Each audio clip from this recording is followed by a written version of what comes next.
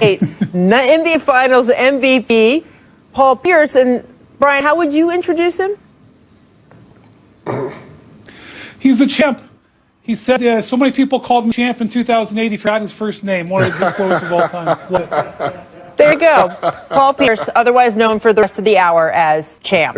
Coming up on this show, Kyrie doubling down on his media blackout after getting hit with a $25,000 fine for himself and his franchise.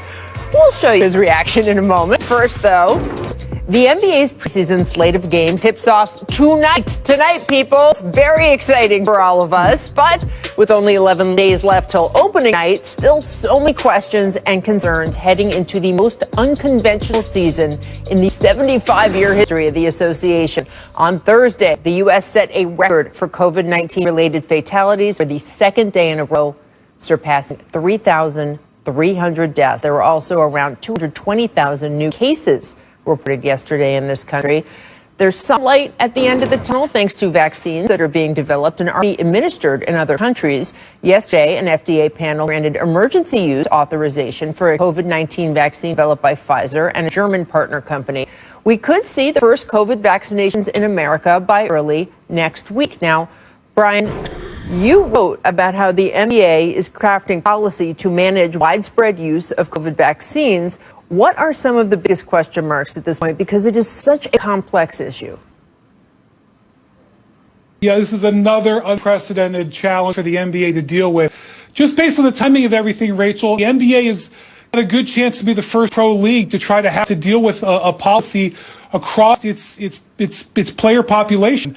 We don't know when that might be available. The NBA was very clear in me talking to them. They're not looking to jump the line. They realize that they've got to wait and make sure that everybody is taken care of in front of them.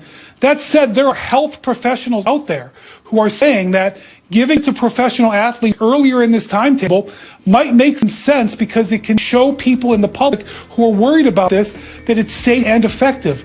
Problem is they've got to show the players that it's safe and effective. You've also got to consider, do you mandate this? Do you say players have to get this vaccine? There's other health protocols that the league does, whether it's having drug testing, whether it's getting an EKG, that they mandate that you have. This is going to be very delicate and obviously could have a big impact on this season. Paul, if it were you, would you want to take this vaccine? Where are you on this? I'm kind of in between. First, I need to get more information on this. Who were tested first and what was the outcome? Is it 100% effective? Is it 70, 50% effective? There's so many questions that have to be asked, I believe, before you could just go in and say, hey, we have a vaccine for a virus. Who are the people who got tested first that said it's quite effective? I'm sure there were, or it wouldn't be passed at this point. But who set that example? So I'm kind of 50-50 on it right now. And then think about the players whose family who have had COVID and recovered from it. Do they feel like a vaccine is even necessary? I know some people recover, some people don't. So I'm really split on it right now. Yeah, that issue is complicated, right? Because people who have already had COVID, they have antibodies. We can test for that, and we know that that's true. What we don't know, because it's such a new virus, we don't know how long those antibodies protect you. There are some cases, there have been some in this country and around the world, where people have reinfection, where they thought that they were protected because of their antibodies. There is a different infection. They've actually genome tested, and there's a different strain of virus that is affecting them. So that is a question mark. Earlier this week, Brian, we discussed the protocols the NBA is implementing to minimize the rise of infection for players, coaches, staff, refrain from going to restaurants, bars, large family gatherings. This really is impacting players' day-to-day lives. But you do have more than 100 players who've tested positive for COVID since the lead up to the Orlando bubble. League only has around 500 players to begin with. How do you think players who've already tested positive, Brian, and who have these antibodies are going to react to being so limited in their daily lives? This is exactly it, Rachel. And, it's probably way more than 100 because the NBA has announced 100 positive tests between the restart back in summer and the beginning of training camp now. That doesn't include the players who contracted the virus during the shutdown and also in the offseason. And you talk to trainers and other people who work with players, agents, they think that number is at least double, maybe more. They think that upwards of 40% of the league has maybe dealt with it. And so you're telling people who probably have been going to clubs and restaurants because they feel sick that they can't do that. And this is just a thorny issue. Then there's this, Rachel. In the initial trials of this vaccine, and I'm getting this from talking to doctors, team doctors, some people get sick, especially with the second shot for a day or two. And if a player already has antibodies, doesn't feel he needs to take it, he may not want to get a shot that's going to get him sick for even a day or two.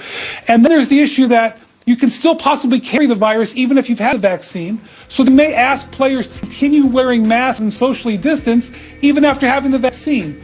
And that's going to be a tough sell. And I think what Paul just described, that 50-50 mentality, that's what I'm hearing from agents and teams, that they are going to really have to educate their players to convince them to partake in this wholesale. Paul, what do you think? That's the biggest thing, education. And I don't... Go ahead. Go ahead. Well, I was just going to say, what do you think the dynamic is going to be in the locker room, Paul? Because we've seen in other sports, in baseball and football, there is a sense of responsibility to each other, right? No one wants to bring this into the locker room, infect other people, affect other people's lives and families. But also, guys are used to having personal freedom. So how much responsibility do you think players will feel to each other or hold each other accountable for? What's that dynamic like? Well, you got to understand right now in the current situation where we're in, a lot of bars and restaurants are open anyway right now to the public. You know, I live here in California. I think the biggest adjustment may be like, okay, the grocery store or just being around family and friends. And players, you know, they're going to be around each other every day, and they're going to abide by the same rules anyway. You know, I know the league is saying, you can't go here, but you got to understand, you can't do those things already, especially here. I'm here in California, Los Angeles, New York, places like New York. I can understand it's different in Florida, Atlanta, and maybe Texas. You know, they'll have to make an adjustment in those states. But for the most part, a lot of these states are closed, so the biggest adjustment is just, you know, finding entertainment within your home, which we've already been doing. We've already made the adjustment for the most part. And so, you know, that part will be easy. It's just, you know, getting food, grocery store running. I do a lot of grocery store running myself. So if you tell me I can't go to the grocery store, we have apps out here these days. You can order your groceries. And so, you know, the adjustment is not going to be that on what we've already just on each other every day. It's going to be an issue. Well, look, Paul, if you're saying that things we used to have to go out for, you can order in, I would tell NBA players that that's Absolutely. A wide range of categories that covers. Brian, do you think that the responsibility of players to each other is going to change from team to team depending on how competitive they are and at what point in the season they're at? The responsibility, I mean, absolutely. I mean, as we get closer down the stretch, you're not gonna see players doing as much as they did at the beginning of the season. I mean, that's just how it's always been, you know. And then in the trying time we are, I mean, I would just hope players are more responsible, more now than ever, being that we're in a pandemic, knowing that there are a lot of lives at stake. And don't just take it for granted because you have the availability